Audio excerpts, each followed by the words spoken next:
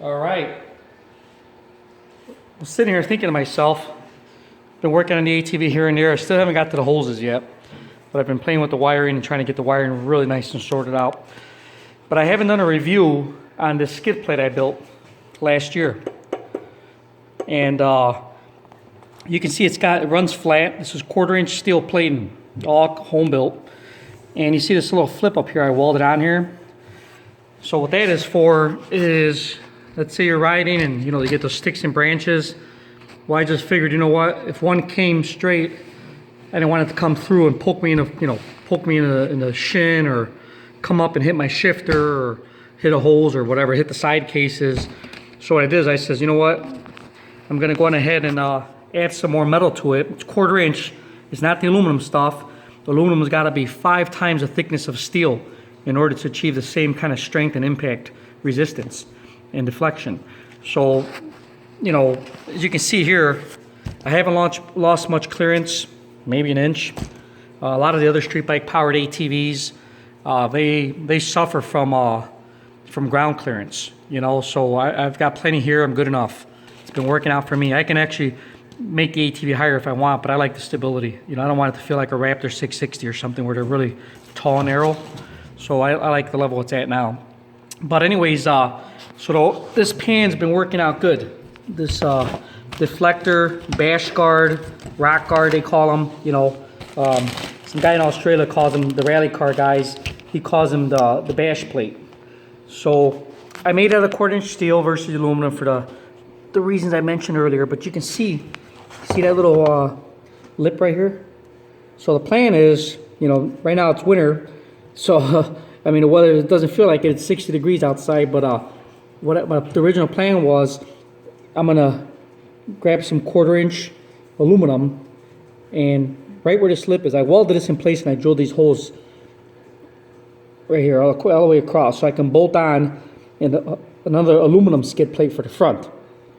Up here, I can get away with aluminum. It doesn't have to be as strong. 1/4-inch aluminum, it's basically just going to slide from here, from the front to the back. But what I did want to achieve was protecting the underbelly of the beast. And we all know dragons have soft bellies, not this one. So 1/4-inch steel underneath there. I'll do another review of how I made this oil pan. It's a custom oil pan, and it's shaved and modified pickup, and it's been working really well. I love it.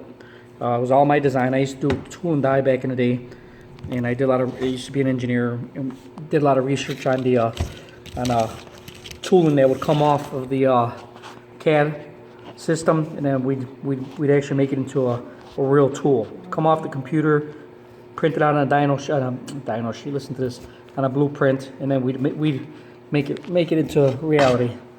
So I want to show you. Look at that. 1/4-inch steel. See that? Give it another little wrap. Little sound delay, but you can see there's nothing. I've hit some big rocks. I'm not kidding you. I hit them on purpose just to put this thing to the test, and there's nothing there. And I said to myself, I says, well, let's see if it holds up for a year, and then I'll send it out to get powder coated, because all I did was paint it. So, but it's holding up really good. Like I said, I got a couple bolts out. I'm about to do an oil change. And the reason why, and I'll tell you why. It's like this build and this design was a lot from rally car guys. It's an exercise in protection and not weight savings. But the reason why I didn't put a drain plug down here for easy access was because, well, going through rocky terrain, there's a chance. And I said, why leave it to chance for convenience? You know what? I'd rather unbolt a few more bolts and know that when I'm out riding, I can smack into anything. I can high side it on rocks and nothing ever happened. But the rally car guys, they were saying they use this same method, because some of the rally car guys, what happens is you'll have a hole for your drain plug, and for just the luck of the draw, bam, you come off a jump and there's a rock sitting there, and you just hit it, and if it lands inside of that hole, well, there's your oil pan. And a rally car guy says he lost a race like that. So Yeah, this light's making my welds look pretty shoddy, but they're not that bad actually. They're actually pretty good, but it's casting shadows everywhere. But anyways, so that's why, you know, and the 1/4" steel plate doesn't deflect. There's been other guys that had it just like this, where it's completely sealed up, but then a rock would come over the top or some dirt and get in between the aluminum belly of the beast, you know, the oil pan, and then in between the aluminum plate. And when they would hit a rock, it would dent the aluminum and actually smash the rock into the oil pan, and then they lose a race. And these guys, these are rally races. You know, these guys aren't fooling around. I mean, these guys are there to win. They're not there to play around and take chances. So, just wanted to touch up on this review on this skid plate. It's working out great.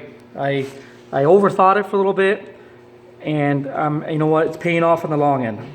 On the big end, it's paying off, because I'll tell you what, I sat there and I welded the front, the back. I tried different configurations, and it's really, it's working. I mean, it's working really good.